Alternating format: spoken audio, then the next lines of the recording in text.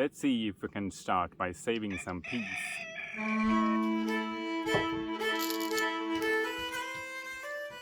To save seeds is something that I want to get better at. It's the basis for breeding vegetables. Peas, Pisum Sativum, are a member of the Leguminosae family. They are nitrogen fixating, collecting nitrogen and putting it down into the earth. They have a symbiosis with bacteria.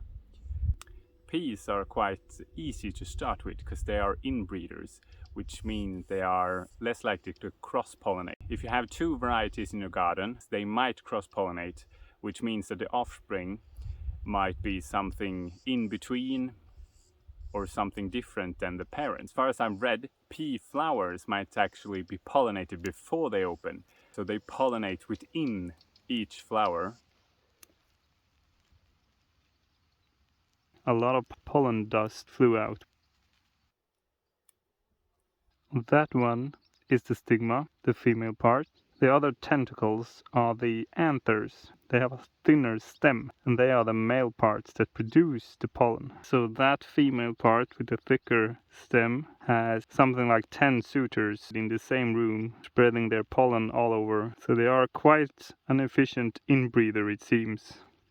Especially if they wait to open the door to the room until after the female part is pollinated. Which means that a scenario where it would cross-pollinate, an insect would have to kind of bite itself into the flower before it opens, before it's pollinated itself, and then spread that to another pea by biting into that flower. It happens, but it's not that common, and it varies between the years. It varies depending on what kind of insects you have, as far as I read. This is Swedish heirloom variety. It gets big pods. It's called Lokföraren Bergfeldts jätteärt. It's quite popular and not that common, so it can be a bit expensive to get hold of, and you might not get as many seed as you want. So it's a perfect opportunity to save your own seeds.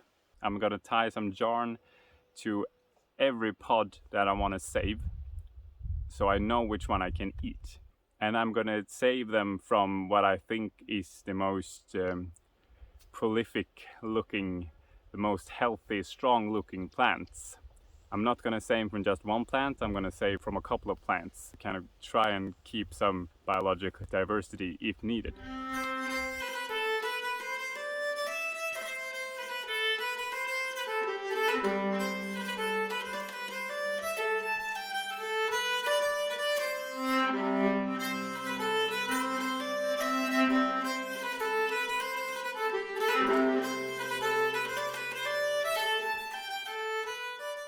Now we wait for the peas to grow and the pods to dry before we're doing the harvesting, the threshing and the storing. If you want to grow several varieties of peas and you want to decrease the risk of cross-pollination, there are several techniques that you can use using distance. I have planted my different varieties at different places in my garden so that there are space between them. The insects will then not right away fly from one pea to another variety and start spreading the pollen. And some pollen can be blown away in the wind when they fly the larger distance. You can also use time. I do have one variety of peas that are still in the pods now in the beginning of September, and I'm desperately hoping that the frost will keep off for a while so I can save the peas. You can plant an early one and you can plant a later one so that they bloom in different stages of time. Of course, peas can bloom for a long period of time, so you might need to harvest on the early one and then remove it if you really want to make sure. Mostly, I use distance for peas. The recommendation for when to harvest peas that are going to be used as seed are to leave them as long as possible on the plant and let them dry on the plant. You can also pick them when the pods are beginning to lighten a bit in color and then let them ripen, let them mature and let them dry in a dry area. That's mostly what I did. They dried a lot on the plant and then I did some after drying inside in my hottest room. What you shouldn't do, according to literature, is to dry the peas in an area that's warmer than 35 degrees Celsius.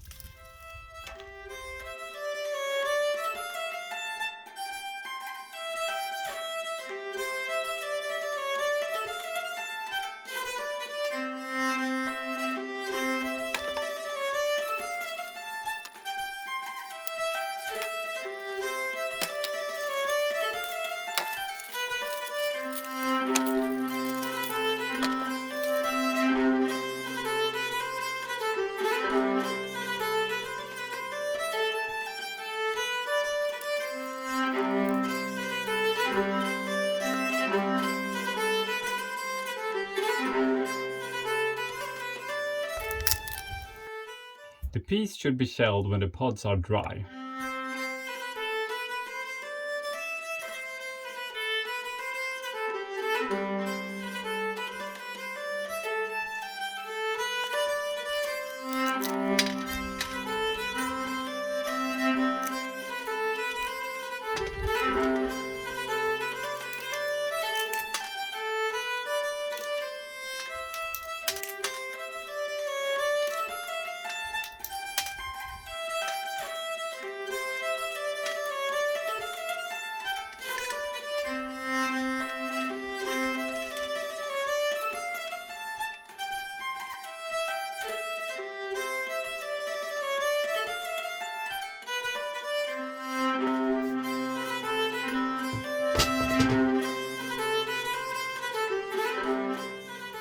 There is a pest in peas and beans called something with a weevil, pea weevil. If it's included in a container with the peas, it could actually destroy all the peas. One possible thing to deal with that, if you do have it in your area, is to dry the peas enough that you can freeze them. It's quite easy to check when the peas are dry enough to be frozen without losing the germination, and that is to smash them with a hammer.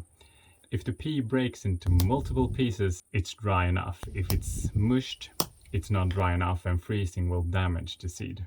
I want to make sure that this pest won't destroy my seeds. Since it's the first time I freeze them, I really want to make sure that I do it right. I have done a germination test. I took 10 dry peas that I want to save for food, and I put them in a freezer. I took them up and I put them in a wet paper towel, and 7 out of 10 has sprouted. 7 out of 10 or possibly 8 out of 10 feel safe enough to freeze my peas. Peas that are stored dark and at room temperature can keep its germination level high for a long while. Can be viable for 10 to 20 years or even longer.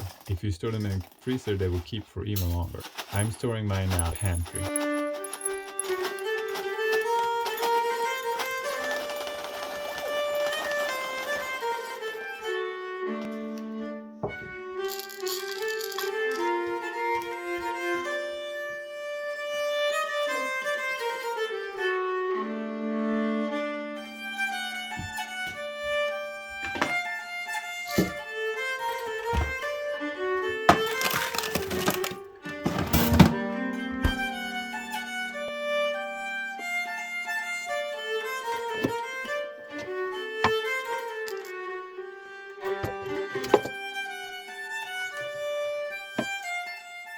I've spoken my piece.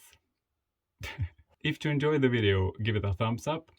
If you have some comments, concerns, know something that was faulty, and some tips and tricks, whatever it can be sure to leave a comment of it down below. Don't forget to subscribe. See you in the next one.